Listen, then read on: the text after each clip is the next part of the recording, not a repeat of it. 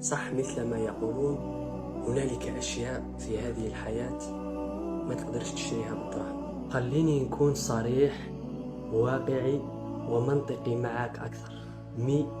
في وقتنا هذا المال هو سيد الموقف بالنسبة للفتاة، وتبقى هذه النظرة في دماغها وتمشي معها حتى تتزوج الفتاة برجل ما يهتمش بها وما يحترمهاش ويحتقرها ويديرها خدامة في الدار وأداة لإفراغ شهوته. وقتها تعرف قيمة الرجل الذي ينظر لزوجته وكأنها شيء منه بغض النظر عن إمكانياته المادية. المرأة غالبا يغريها مال الرجل أكثر من أي شيء آخر. إذا ماهوش كلام راني نقول فيه أنا، وإنما هذا واقع نعيشه.